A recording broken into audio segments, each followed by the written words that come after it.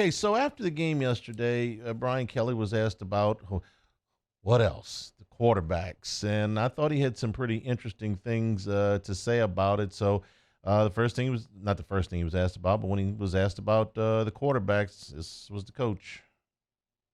I absolutely 100% believe that all three quarterbacks are going to be with us, and all of them we've had conversations with, and feel that that's the direction we're going. Okay, that's the first part. And I'm going to get to the second part. But the fact that they're going to bring all three of these guys to spring is a pretty good finesse work by the coach, to be honest with you. Um, Quarterbacks transfer at the drop of a hat, and if you don't feel like you have an inside track to the starting position, a lot of guys will just bolt. In fact, a lot of guys that have starting positions will bolt anyway. This is the number one position to transfer per capita in college football. And it's been going on for a while, but now that there's basically no rules in there's no disincentive not to leave. You don't have to sit out a year anymore. Just how many quarterbacks did we have that were starters somewhere else transfer last year? There's plenty of them. So to get all three, who all expect to start and all have talent and all want to play, uh, to stick around even for spring, I think is, like I said, uh, no small part, no small finesse job by Kelly there, because he's got to convince all three of these guys that they've got an opportunity to compete. And a lot of times, coaches can say that, and players will blow them off. Like, yeah, we'll go in the spring, we'll have a competition. Like, no, no, you're not. You're gonna give it to the other guy, and they transfer. He gets all three guys in the spring, gives them all a legitimate shot. They all feel good about it. They go out there and compete. You want a big battle before you even get started, because the alternative is, and this happens a lot. You got three quarterbacks, one of them leaves and one of them gets hurt, and you go, happened to LSU, 2018. Two quarterbacks transferred. The other one got hurt. We didn't know. Good thing Burrow stayed upright. You know who took most of the reps in practice the week before LSU played Alabama in 2018? Can't even remember the kid's name. Andre something. He was Andre Sale. Thank you, from Tennessee, not State Tech, some small school in Tennessee. I don't even remember. Okay, he ended up not having to play. But if Burrow turns on ankle, Brennan couldn't go in the game. We didn't know that until a year later, but we found out later on. Okay, so it can unravel on you quickly. LSU had four quarterbacks in the room. Everything's going to be great, and then poof, you're down to one. It can happen in the blink of an eye.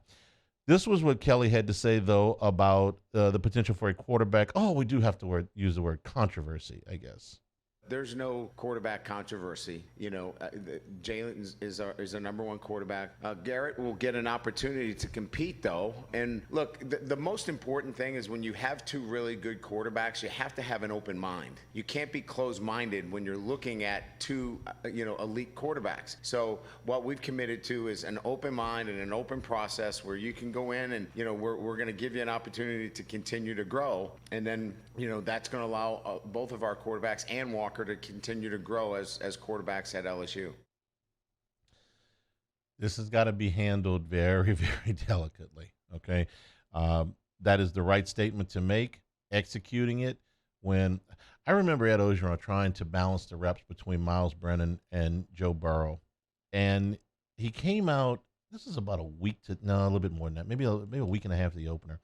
He says, "Well, we divided the reps up through camp so far, and I'm going to make up these numbers, but you'll get the point." He says, Joe's had 641 snaps with the ones, and Miles in August has had 640 snaps with the ones. Like, okay, somebody's keeping score. Even if you don't keep it down to that, if that was even accurate. But I knew what he was trying to do. He was trying to say, listen, we've given both guys an equal chance. And sometimes guys think they're getting an equal chance, and sometimes they don't. That'll be a day-to-day battle for him. Guy goes out and has a good practice one day, a bad practice the next day. You got to manage emotions in this thing. And you got to figure out a way to get the third guy reps. Last year, this was, I don't want to say it was easy, but it fell into place easy enough because Walker Howard's intention was to redshirt, which he did, which meant that he did not have to take any reps with the ones, which he didn't. Now he wants some reps with the ones, and I don't blame him. I would too. So you're really juggling three. I thought both quarterbacks played well yesterday. Howard was, fine. That was kind of mop up duty, so I'm not going to read a whole lot into that. But I thought both Daniels and Nussmeier played really well.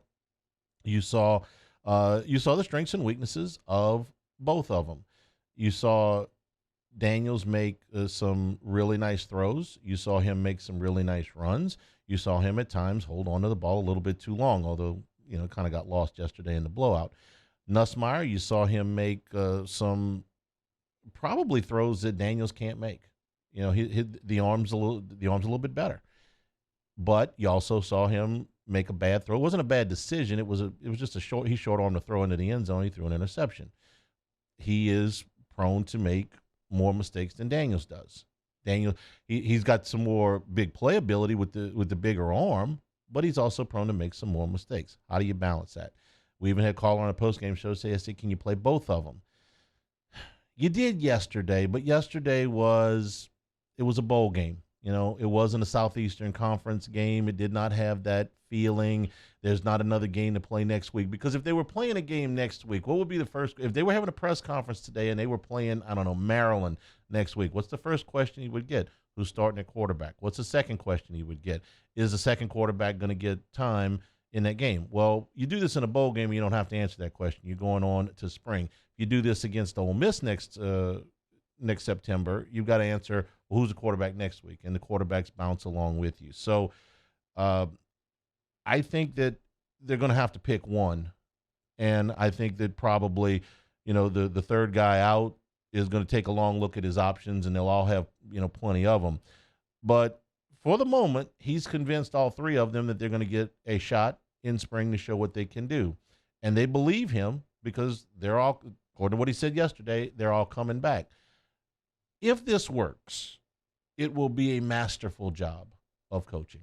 If he gets all three of those guys into spring, puts them through spring, one of them wins a job, one of them's a backup, and the other one maybe transfers, or if he keeps all three of them on the roster to the opener next year, it'll be a miracle. But if he gets one quarterback to start, the other quarterback to be, to accept the backup role and be pleased with the progress that he's making, and the third guy says, you know what, I had my chance, it didn't work out, I'm going to go to this other school, I don't have anything bad to say, that will be about as good as you can do in 2023 quarterback world.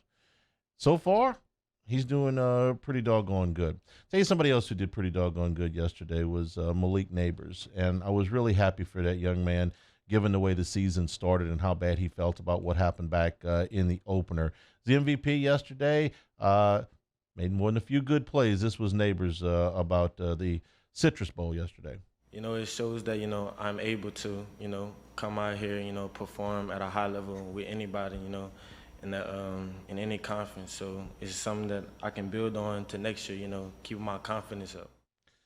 Number one receiver going into next year, I would think a preseason All-Southeastern Conference selection with the potential to have an All-American season. He's got that kind of ability, and I think he's got that kind of confidence now as well.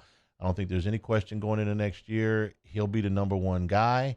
He'll know it. He's got an entire summer to spend with the quarterback or quarterbacks and build that chemistry. When you saw him on the jet sweep, you saw the kind of ability that he had. Some of those things we saw on the practice field when they were practicing punt returns, like, ooh, okay. But that didn't work out last year. I think next year, Malik Neighbors is going to have a monster season. I think he's going to be the number one receiver for LSU. I think he's going to be an all-SEC pick. I think he's got a shot to be an All-American. I think he's got a shot to be a first-round draft choice. Nothing but positive stuff on the horizon for Malik Neighbors. He had a great game yesterday.